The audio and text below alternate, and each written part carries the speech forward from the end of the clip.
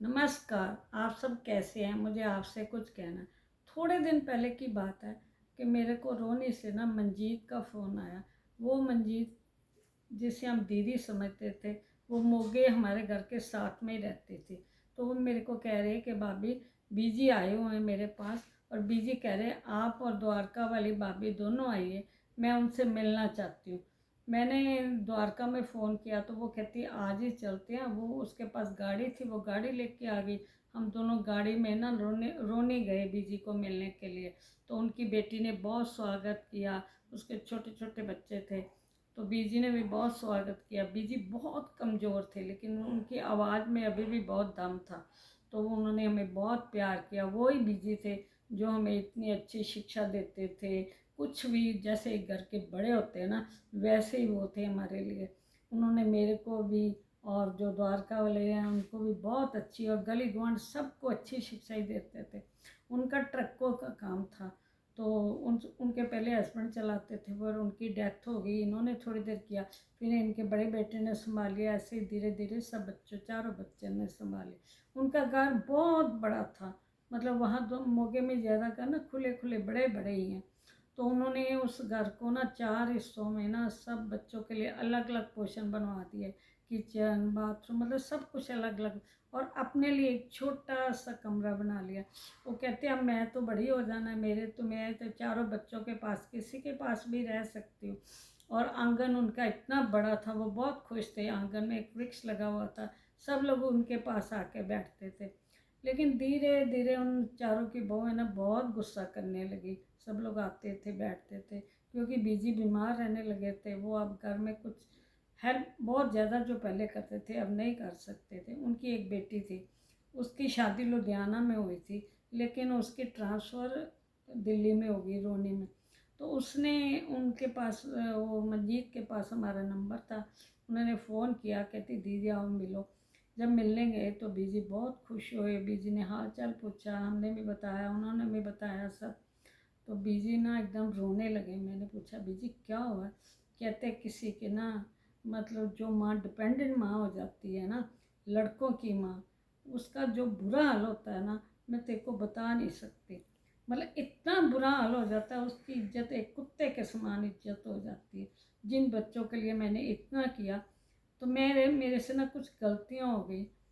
कुछ कुछ गलतियाँ जो होती हैं इसलिए हो जाती हैं कि हम अपने को नहीं बता सकते, बेगानों को बता सकते हैं। आप इस आज मेरे को ऐसे लगते हो जैसे आज आप ना मेरी ज़्यादा अपने। कहते मैंने कभी ज़िंदगी में नहीं सोचा था कि मैं ना बहुत पुराने टाइप के विचारों की हूँ, कि अपनी बेटी के पास से खाना खाऊंगी और उसके पास रहूँ। कहती मैं जब भी यहाँ आती हूँ ना, मेरी बेटियाँ बैग देखती हैं मेरा, कि मैं कुछ चुरा के या छुपा के अपनी बेटी के लिए नहीं लेके जा रही। जबकि बेटी मेरे को इतना पूछती है ना, मैं आपको बता ही नहीं सकती। तो मैं क्या बीजी ऐसी कौन सी बात है, आपके जो 4 4 बेटे हैं? कहते भगवान करे किसी के बेटे ही ना हो। तो वो बहुत रोने लगे। मैं क्या?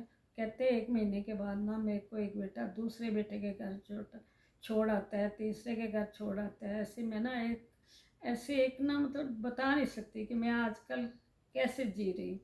तो मेरी जब एक बेटे के घर से आप दूसरे बेटे के घर जीते जाते हो, तो वो आपको कैसे महसूस होता है? कहते ऐसे महसूस होता है जैसे एक हारा हुआ राजा जो होता है ना, जीते हुए राजा के पास जाता है, और जो उसके साथ जीता हुआ राजा सलूक करता है ना, वही मेरे साथ होता है।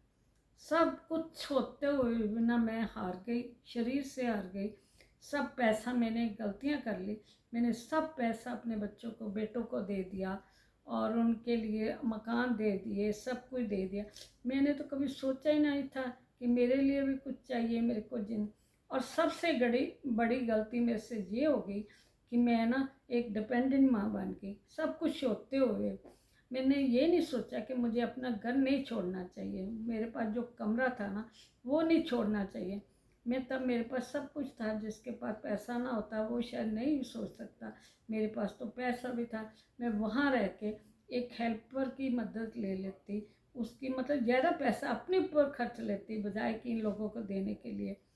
मतलब वो मेरी सेवा तो करते, मेरे को पानी पूछते, मेरी इज्जत करते, मेरे को कुछ करते।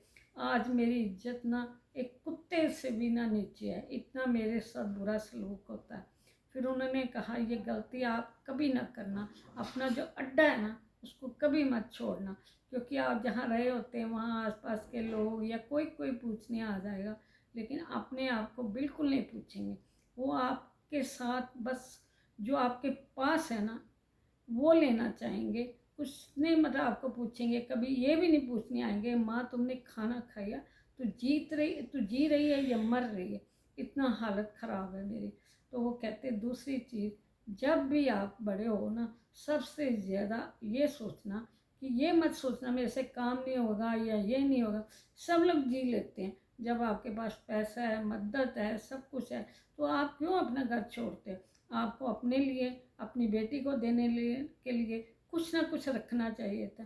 मैंने नहीं रखा बेटे, आप सब सोच के चलना कि आपकी भी ना जो बड़े होके ना ऐसी हालत ना हो, और सबको बताना कि ऐसी हालत ना हो बेटों के राज में, जो एक माँ ही रोते रोते ऊपर जाए, और अगर माँ की बद्दुआएं लगे ना तो वो घर जिंदगी भर के लिए ना कभी खुश नहीं हो सकता। इसलिए कभी ज़िंदगी में ना माँ की बद्दुआएं मत लेना, आप खुशियाँ मनाओ और माँ अंदर बैठ के आंसू बहाए।